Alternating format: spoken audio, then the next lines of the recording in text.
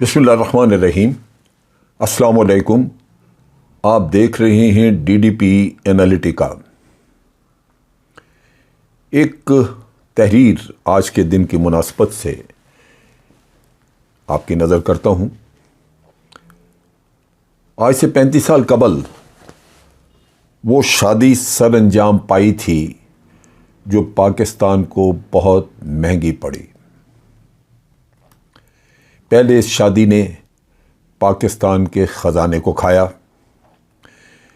پھر اس شادی میں سجی دلہن بعد میں کھائی گئی، اور آخر میں پاکستان کی پہلی بائیں بازو کی سب سے بڑی قوت اور قومی جماعت وہ کھائی گئی۔ اور نتیجہ کیا نکلا؟ ایک بیٹا جو آج بھی اگر ماں کو انصاف دلائے تو وہ خود یتیم ہو جائے۔ جی ہاں، آج سے 35 سال پہلے آج کے دن بے نظیر بھٹو کی شادی زرداری خاندان کے آصف علی زرداری سے ہوئی تھی۔ آصف زرداری اور بے نظیر بھٹو کی منگنی 29 جولائی 1987 کو لندن میں ہوئی۔ اس خبر کو دنیا کے تقریباً تمام ہی ذرائع ابلاغ میں نمایاں طور پر نشر کیا گیا، تشہیر کی گئی۔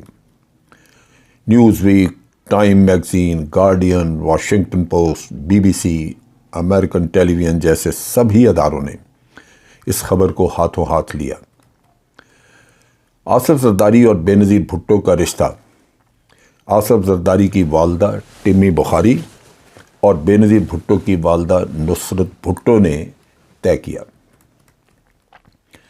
منگنی کے تقریباً 5 ماہ بعد 18 دسمبر 1987 کو آصف زرداری اور بے نظیر بھٹو کی یادگار شادی کراچی میں ہوئی۔ یہ وہ تحریر ہے جو کہ تمام ان حقائق کو ایک چند لائنوں میں اس نے قلم بند کیا ہے، جو کہ محترمہ بے نظیر بھٹو کی زندگی سے وابستہ ہے۔ ایک طرف تو ہم دیکھتے ہیں کہ بے نظیر نے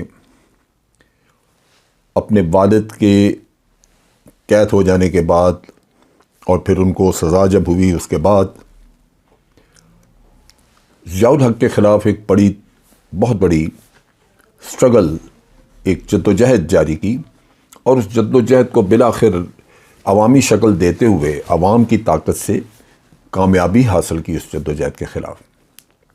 گو کہ جنرل ضیاء الحق کے دنیا سے رحلت فرما جانے کے بعد اس کو کامیابی ملی، ان کی زندگی میں نہ ملی، لیکن بہرصورت بے نظیر اس کے بعد الیکشن جیت کے تو حکومت میں آئی۔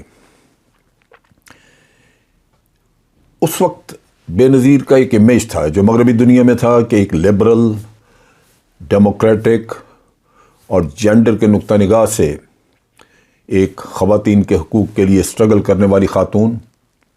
ڈیموکریسی کا تو نیچرلی ضیاء الحق کے خلاف ایک جدوجہد تھی، تو ایک بہت بڑا امیج تھا۔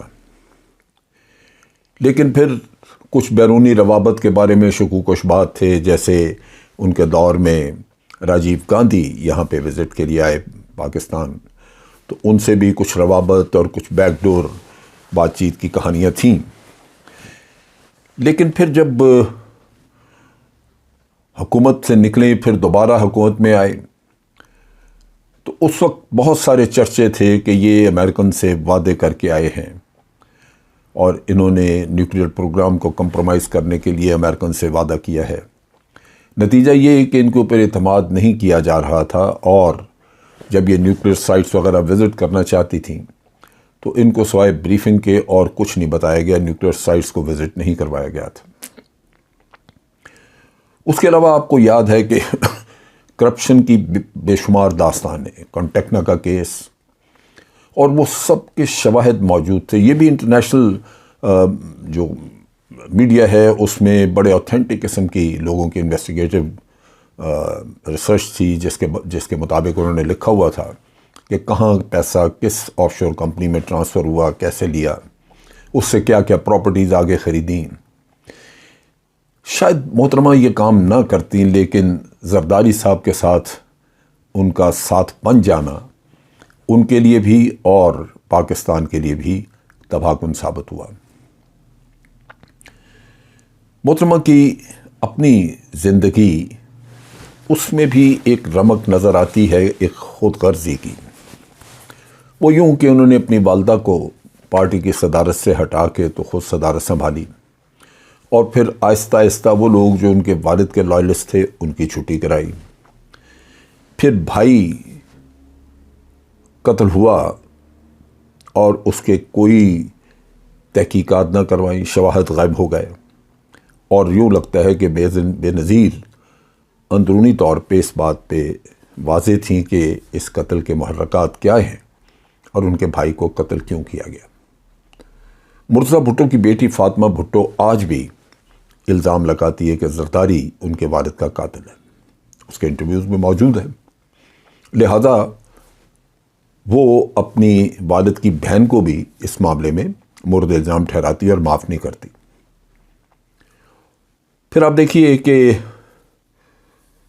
محترمہ نے مشرف کے ساتھ ساز باز کی، باہر امپریشن یہ دیا کہ اب وہ زرداری سے جان چھڑانا چاہتی ہیں، طلاق یہ وہ، لیکن یہ کام نہ ہوا، اور وہ باقاعدہ مشرف سے جو انہوں نے NRO اور معاہدہ کیا، وہ در حقیقت یہی کرپشن تھی جو بنیادی طور پہ زرداری نے کی ہوئی تھی، جس کو وہ معاف کروانا چاہتی تھیں، لہذا وہ انہوں نے کروایا۔ ایک اچھی سپیکر تھیں، بات چیت بڑی کرینے کی کرنی، فارن پالیسی میں بھی کافی عبور تھا، لیکن ذاتی مقاصد کی وجہ سے وہ پاکستان کے قومی مقاصد سے تھوڑا دور ہٹتی گئی۔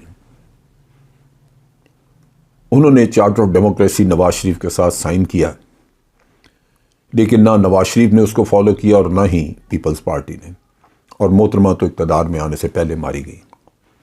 دکھ کی بات یہ ہے کہ اس کے بعد 5 سال تک پیپلز پارٹی کی گورنمنٹ رہی، لیکن قاتل تلاش نہ کیے جا سکے، کیونکہ زرداری صاحب کے دور حکومت میں کبھی بھی وہ کوشش نہیں کی گئی جسے ہم سمجھیں کہ واقعی کسی لیڈر کا قتل ہوا اور اس کو تہ تک پہنچنے کے لیے حکومت نے واقعی جائز کوشش کی ہو۔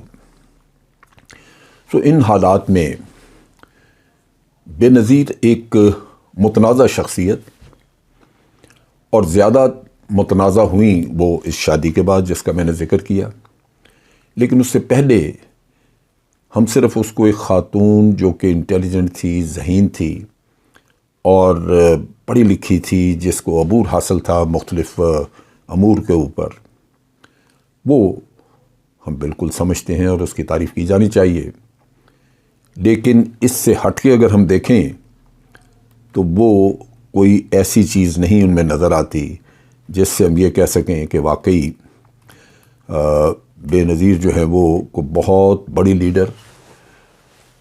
آج جو لوگ برسی منا رہے ہیں اور صبح سے لے کے رات تک نغمے گا رہے ہیں کہ بے نظیر آج بھی زندہ ہے، وہ زندہ رکھنا چاہتے ہیں صرف اپنے کرتوتوں کے لیے۔ ہمیشہ جو انسان دنیا سے جاتا ہے وہ اپنے پیچھے ایک لیگیسی چھوڑ کے جاتا ہے، اور اس میں وہ لیگیسی جس میں کہ ملک کی خدمت کی گئی ہو، جس میں انٹیگریٹی ہو، جس میں کہ عوام کے ساتھ محبت اور عوام کے دلوں میں جگہ بنائی ہو، وہ لیگیسی تو قابل تعریف رہتی ہے۔ لیکن اگر ہم یہاں پہ دیکھیں تو سندھ کو جس حال میں یہ لوگ چھوڑ کے گئے، پیسہ تو بہت کمایا، پیسہ آج بھی بے شمار بینک اکاؤنٹس ہیں، زرداری اور اس کی فیملی، یہ لوگ ایسے تو نہیں عیاشی کرے، ان کا کیا کاروبار ہے، وہ سب کچھ کیا، لیکن جو لیگیسی ہے وہ یہی ہے کہ آپ کوئی ایسی چیز پیچھے کر کے نہیں گئے جس سے عوام کی زندگی بہتر ہوتی۔ سندھ میں آج بھی عوام جو ہیں ان کے حالات بہت برے ہیں، سیلاب آیا اور آج بھی پانی موجود ہے، اس کی نکاسی کا انتظام نہیں کیا گیا۔ کیا کہا جائے، پاکستان ایک ایسا ملک ہے جس میں ہر دفعہ ایک کہنے کو ایک لیڈر پیدا ہوتا ہے، اس سے امیدیں وابستہ کی جاتی ہیں، اس کے پیچھے عوام چلنا شروع کر دیتے ہیں، اس کے نعرے بن جاتے ہیں، اس کو القابات اور خطابات دیے جاتے ہیں، لیکن اختتام افسوس کے صد افسوس وہ یہی ہوتا ہے کہ عوام محروم اور لیڈر پوری طرح پاراور اور فائدہ اٹھا کے اپنے اور اپنے خاندان کو مضبوط کر کے ایک طرف ہٹ جاتا ہے۔ اب تک کے لیے اتنے ہی۔ افواج پاکستان زندہ باد، پاکستان پائندہ باد۔